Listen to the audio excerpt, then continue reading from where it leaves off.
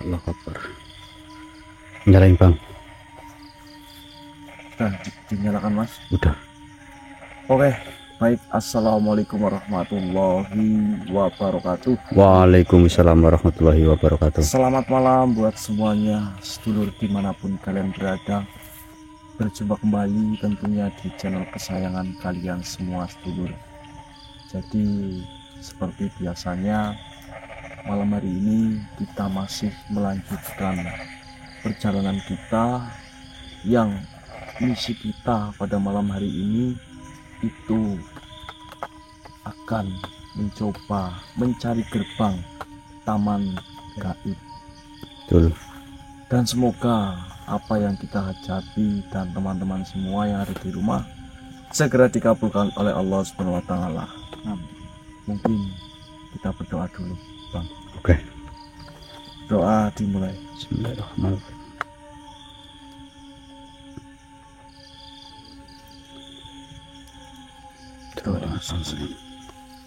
Dan mungkin ini juga tadi kondisi juga cuaca sangat memburuk ya Bang. Iya. Sedikit ada kricis-kricis.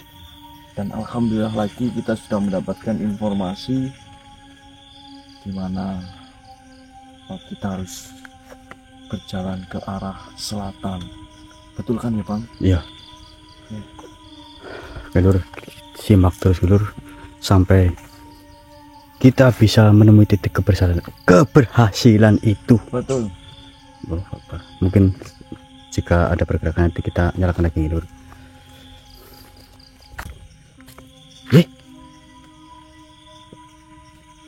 Bang.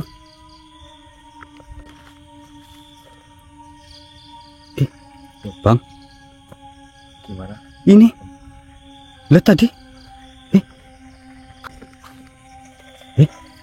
Ayo Bang. Loh.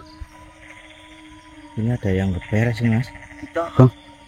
melakukan perjalanan apa tidak ini? Ih. Ih. Aduh, saya jadi bingung. Bingung kenapa? Nah itu tadi. Loh. Tuh, jangan bisa lihat sendiri. Astagfirullahaladzim. Kaf ha ya ain shot. Allahu Akbar. Allah Akbar.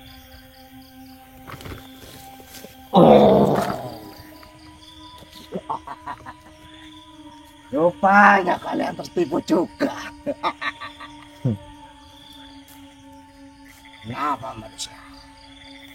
Kau heran dengan kekuatanku? Tidak sama sekali ya Bang. Tidak. Kata siapa tidak? Ya kata Buktinya kamu. tadi kau bingung.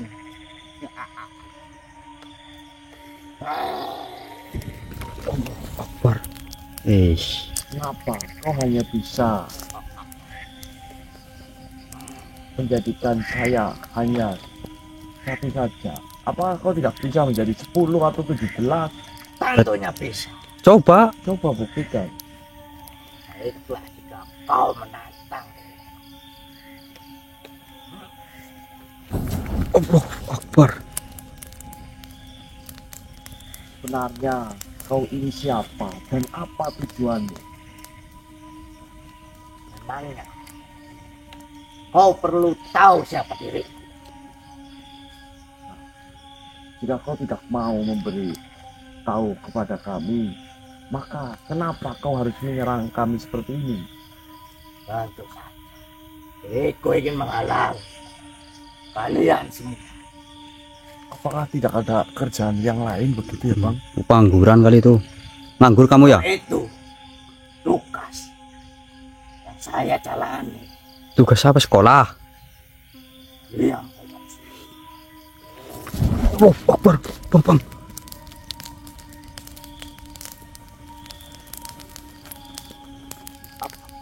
Dibilangin Jangan trik yang itu mudah, tapi kalian masih saja tertipu oleh trik-trik seperti itu. Iblis tahu trik ternyata. wah, trik burik. Tentu saja Trik godulmu. diriku bisa membelah jadi banyak. Itu ada buah di kepalamu, itu buah apa? Apa yang kau bicarakan? Buah tukmu. Kurang ajar. Wis, santai. Sampai. Kamu saja mengelabui kami, kenapa kami mau? Dirinya mau membohongi. Oh, Akbar. Bismillahirrahmanirrahim.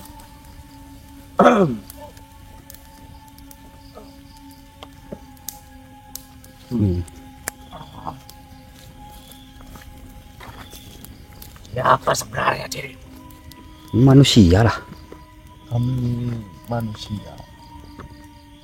Saya tidak percaya. Tidak percaya manusia. Auramu berbeda dari manusia kebanyakan. Nih, jika jenengan sudah mengetahui aura kami berbeda dari manusia kebanyakan, kenapa jangan berani mencoba menipu kami? Tentu saja diriku ingin mengetahui siapa jati diri kalian yang sebenarnya. Karena aura itu sangat berbeda dari kebanyakan manusia lain. Benarnya kalian itu siapa? Ya, perkenalkan ya. Saya Satria dan ini teman saya, Mas Arya. Dan yang kau masuki adalah Rijal. Tapi mengapa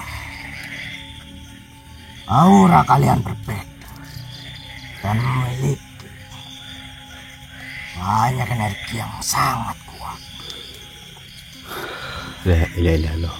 Apakah benar yang dikatakan oleh banyak makhluk di sini? Apa memangnya yang mereka katakan? Tentu saja mereka mengatakan ada beberapa manusia yang sedang menuju ke tempat ini mencari sesuatu. Apakah benar kalian? Mungkin dirimu salah. Iya, orang kami mau ngobor. Lalu tujuanmu datang sini untuk apa? Begini, kami datang ke sini jauh-jauh itu sedang mencoba memikat burung. Sini tidak ada burung manusia. Nah, apakah kau tidak mempunyai burung? Tentu saja tidak. Ya, Lalu kau mempunyai apa? Titit. Titit katamu. Ya tentu saja diriku punya. Emangnya kenapa? Besar atau kecil? Tentu saja besar. Oh, Ada dua. apa nek? astagfirullah. Amit-amit jabang bayi. Amit-amit jabang bayi. Sawang. Amit-amit jabang bayi. Apakah kayak gini? Beda manusia. Lalu bagaimana? Yang menghadap ke atas Astagfirullah. dan satunya ke bawah. Demi Ini saya 4. Amit-amit bayi. Bagaimana jika cara masuknya itu? Justru itu yang bisa membuat istri saya sangat senang. Oh, kamu mempunyai istri? Tentu saja. Istriku banyak manusia. Oh, banyak. Jadi berceceran di mana-mana ada lah ya. Benar sekali. Ya, Diriku sudah. itu sangat dikagumi oleh banyak wanita di sini. Oh, pantas saja rupamu kayak buaya darat. Memang rupaku begini, tapi diriku memiliki banyak istri. Iya, kau tidak perlu bangga memiliki banyak istri. Memangnya kalian punya istri berapa? Dibandingkan denganku, tentu saja kalian tidak bisa. Ya, sudah begini saja wahai makhluk. Kami tidak ada waktu untuk berdebat dengan makhluk yang tidak penting seperti dirimu. Betul. Sebaiknya jika kau tidak ingin mati, maka kau harus memperbaiki dirimu. Apakah kau bersedia agar tidak mengganggu kami saat perjalanan di tempat ini? Memangnya benar. Benarnya diriku itu sudah muak dengan banyak hal yang sudah terjadi di tempat ini. Banyak hal apa maksudmu? Muak atas dasar apa? Tentu saja banyak konflik yang mengakibatkan timbulnya banyak korban yang ada di sini. Memangnya kalian mau apa bertanya seperti itu? Ya, sudah dibilangin. Apakah kalian bisa menyelesaikan semua masalah yang ada di sini? Tentu saja. Insya Allah nanti kita akan menyelesaikan. Sudah lebih baik kau memperbaiki dirimu sehingga agar titikmu itu tidak bercabang. Iya, tidak laweran ya. Itu kalau bambu petuk itu bisa laku kalau bercabang, Mas. Oh iya betul. Iya. Tapi kalau titik bercabang tidak laku. Apalagi apanya tuh? Gijilnya 4. Justru itu saat laku. Ya, sangat laku. Laku nang pasar apa? Saya sedang main dengan istriku. Wis, Sudah. Begini ayo lebih baik. Apa ya, Cok? Allahu Akbar. Yang awalnya garang dan sakti malah. Tapi kita bisa menjadi tertawa. Iya. Kenapa? Iya. Ada senyum-senyum nih. Itu tadi ada manusia. Ada manusia. Ada makhluk.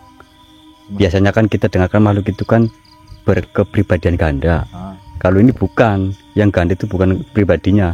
Terus? Tapi si Onong. Ono. Onongnya ada 2. Ono. Astagfirullah. Ononya cabang kita mencoba itu. Terus gijilnya ada 4. Iya. Buset. 4. 4. Mantap. Berarti kalau produksi bisa sampai 1 gelas satu. Astagfirullahaladzim. Ada dasar.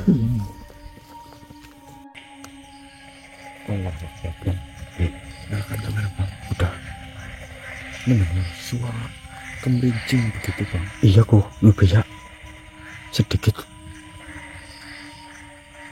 Tapi masih iya.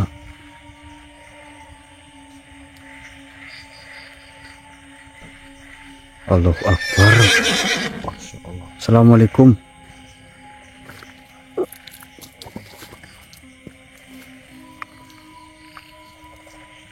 Waalaikumsalam warahmatullahi wabarakatuh.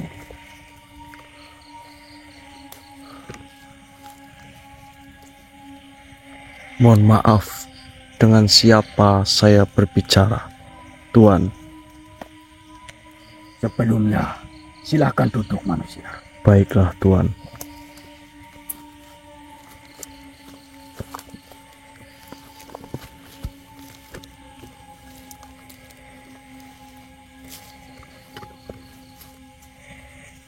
Mohon maaf jika kedatanganku membuatmu sedikit terkejut. Baik, Tuan. Wahai anak Adam yang telah melintasi kabut ilusi, dan kau yang membawa saksi dari dunia nyata,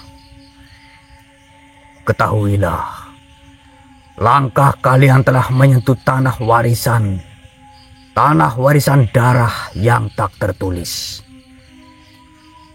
Diriku adalah penjaga antara pusaka dan pemiliknya, bukan memilih, tapi penapis. Iya.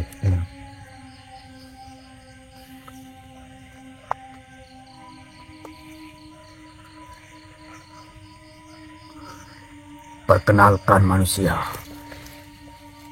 diriku biasa dipanggil Taming Sari. Mereka semua memanggilku Panglima.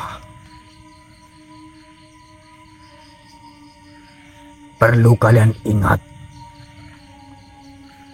Kodo Sukmo bukan pusaka untuk kekuasaan, bukan alat untuk kemenangan dunia.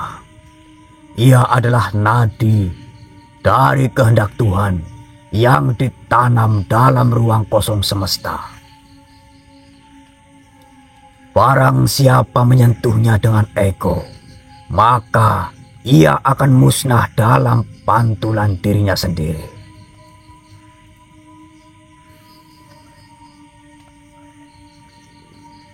Diriku pernah melihat raja-raja tersungkur karena ingin memilikinya manusia. Diriku pernah melihat pendekar yang menangis karena tak sanggup memikul nur yang tersimpan dalam Godo Sukmo. Pusaka itu bukan diciptakan untuk dipakai, tapi untuk menguji siapa yang tidak ingin memakainya, namun tetap mampu membawa sinarnya untuk mengubah zaman.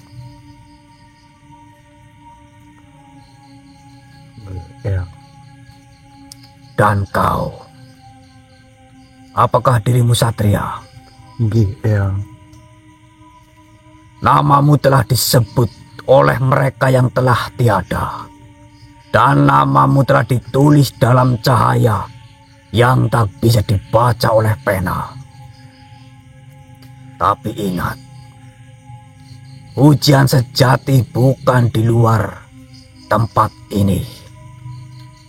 Ujian itu adalah, sanggupkah kau menanggung beban kebaikan tanpa menyentuh kebanggaan atasnya?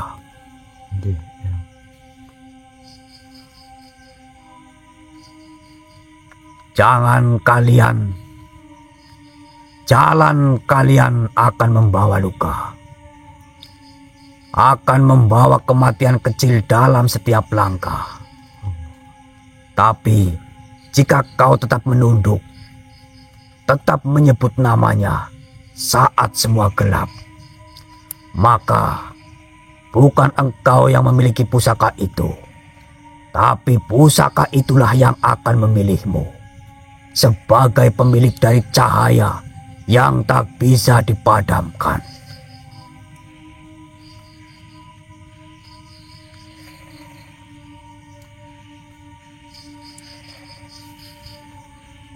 Apakah kau dengar, Satria?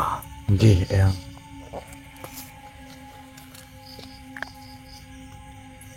Wahai Satria, dengarkan diriku baik-baik. Nggih, Eyang. Godo Sukmo bukan sekedar pusaka. Ia adalah pantulan niat Tuhan saat pertama kali menciptakan jiwa manusia. Masya Allah. Saat langit belum terbuka, saat bumi belum punya nafas, Tuhan telah menanamkan sebuah cahaya kecil di antara langit ke-10 dan jiwa ke-1000. Cahaya itu adalah Godo Sukmo, Satria. Nggih, Eyang. Bukan logam, bukan batu, bukan kayu. Ia adalah kehendak yang mengikat segala harapan paling jujur dalam jiwa manusia. Ia tak bisa disentuh oleh kekuatan, tak bisa dipanggil oleh mantra, dan tak akan muncul bagi yang hatinya ingin memiliki. Godo Sukmo hanya akan menampakkan diri pada mereka yang bersumpah untuk tidak mencari kekuatan, tapi menjadi saluran kehendak ilahi dalam zaman yang penuh kegelapan. Masya Allah. Subhanallah. Inilah sumpah yang tak pernah tertulis, yang terkandung dalam cahaya Godo Sukmo. Perlu kalian ingat, barang siapa yang menyentuhku, maka ia akan kehilangan namanya, kehilangan wajahnya, kehilangan haknya atas hidup. Namun, jika ia tetap melangkah, tidak gentar walau kehilangan segalanya, dan masih memilih untuk mencintai dunia yang menyakitinya, maka aku akan menjadi matanya, akan menjadi lidahnya, akan menjadi kehendaknya. Subhanallah. Allahu Akbar. Godo Sukmo bukan satu benda, tapi 3 bentuk dalam satu kesadaran. Yang pertama, Godo Raga. Bentuk yang hanya bisa dilihat oleh mata biasa. Bentuk fisik, keris, tombak, atau batu. Dan yang kedua, Godo Jiwa. Bentuk yang hanya bisa dirasakan oleh hati yang murni. Getaran, penglihatan dalam mimpi, suara dalam sunyi. Dan yang terakhir, Godo Nurani. Bentuk terakhir yang hanya muncul saat manusia menjadi cermin. Pusaka tak tampak yang akan menyatu dengan denyut nadi dan menjadi kehendak hidup itu sendiri. Insya Allah. Saat kau menyentuh Godo Sukmo, maka kau telah menyentuh seluruh takdir umat manusia. Karena ia bukan diciptakan untukmu, tapi engkau diciptakan untuk mengantarnya kembali ke pusat cahaya. Subhanallah. Bersiaplah wahai satria, Nggih, Tuan. sebab pintu telah mendengar niatmu. Tapi sang penjaga hanya akan membuka jalan jika kau tahu namanya, yang sejatinya tak pernah ada. La haula wala quwwata illa billah. Subhanallah.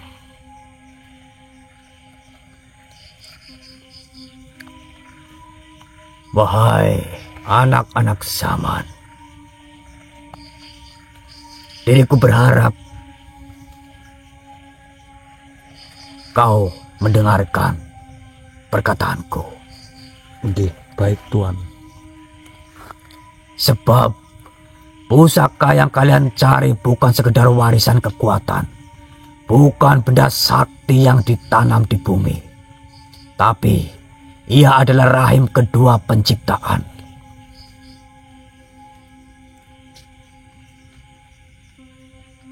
Godo Sukmo adalah kilatan pertama kehendak sebelum dunia ini terbentuk. Ia adalah suara yang tak terdengar, yang berseru, "Jadilah cahaya."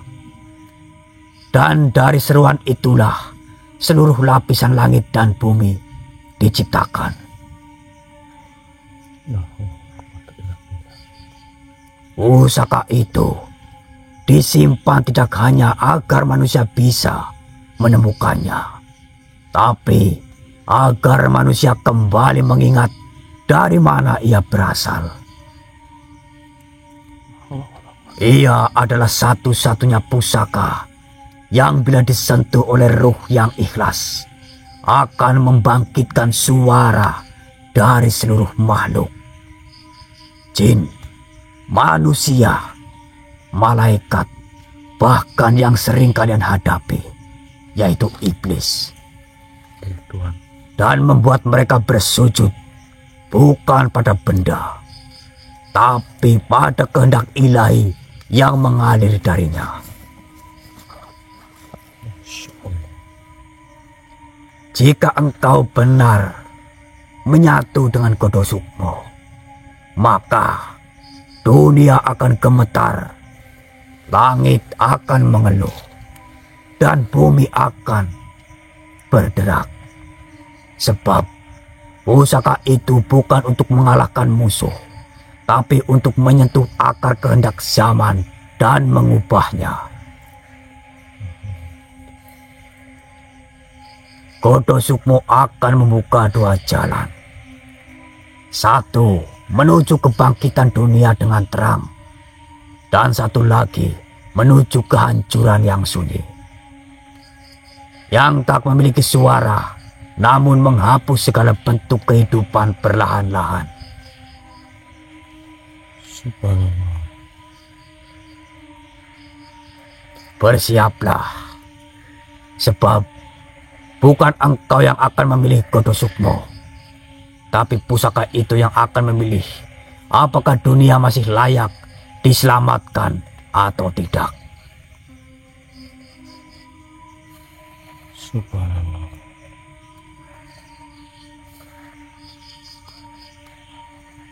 Wahai anak-anak zaman, jika kau menanyakan apa guna pusaka ini bagi manusia, maka Tuhan. dengarlah, sebab jawabannya bukan satu, tapi seperti sungai yang mengalir ke berbagai cabang kehidupan. Yang pertama, menyambung kembali hati yang terputus. Godo Sukmo adalah penyambung ruh manusia kepada sumbernya. Di zaman ini, banyak manusia hidup tanpa mengerti dari mana jiwa mereka berasal. Mereka haus, tapi tak tahu apa yang mereka cari. Pusaka itu membuka pintu ke dalam hati dan mengembalikan manusia pada fitrah sucinya. Subhanallah. Dan yang kedua, penyembuh luka zaman. Zaman ini bukan hanya luka fisik, tapi luka batin, luka warisan, luka peradaban. Godo Sukmo dapat membuka nadi bumi dan mengalirkan kembali cahaya penyembuh pada tanah yang telah diracuni. Langit yang dipenuhi kebencian dan umat yang kehilangan arah. Subhanallah. Dan yang ketiga, peneguh jalan bagi para pembawa cahaya. Pusaka itu bukan untuk mereka yang ingin berkuasa, tapi bagi yang ingin menuntun. Ia akan menguatkan langkah para penjaga bumi. Mereka yang tak dikenal di dunia, tapi dicintai di langit. Subhanallah. Para guru sunyi, para ibu bijak, para pelindung kecil yang menyembunyikan kekuatan dalam kelembutan. Dan yang keempat, pengubah arah zaman. Jika pusaka itu digunakan dengan niat suci, ia dapat menggeser arah zaman. Dapat menghentikan perang yang tak akan pernah berakhir. Menumbangkan kekuasaan yang dibangun dari keserakahan. Dan membangkitkan peradaban baru. Peradaban yang tak dibangun oleh kekuatan senjata, tapi oleh kejernihan jiwa dan kasih yang tak berpura-pura. La haula wala quwwata illa billah. Jika Godo Sukmo jatuh ke tangan manusia yang tamak, maka dunia akan terbakar tanpa api, dan langit akan runtuh tanpa suara.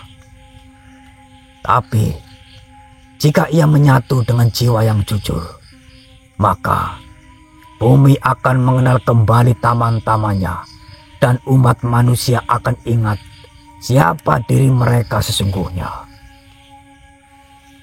Baik Tuhan. Ingat ini wahai satria.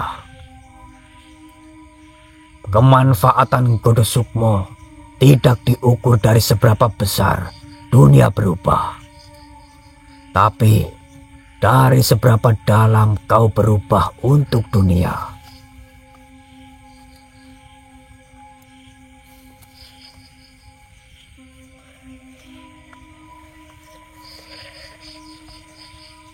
Satria,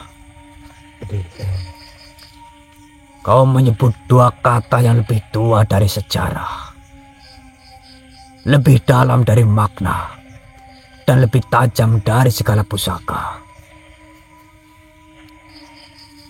Dengarlah dengan hati, bukan telinga, karena makna ini bukan untuk didengar, tapi untuk direnungi. Baik Tuan. Mengenai pusaka Godo Sukmo, memiliki arti yang begitu istimewa. Godo, penempaan agung. Godo adalah palu, tapi bukan palu biasa. Ia adalah penempaan semesta yang memukul ruh manusia dari bentuk mentah menjadi tajam. Seperti besi yang ditempa api agar menjadi pedang. Begitu pula manusia harus rela dibakar oleh ujian, dipukul oleh waktu, dan dilenturkan oleh kesabaran, agar bisa menjadi wadah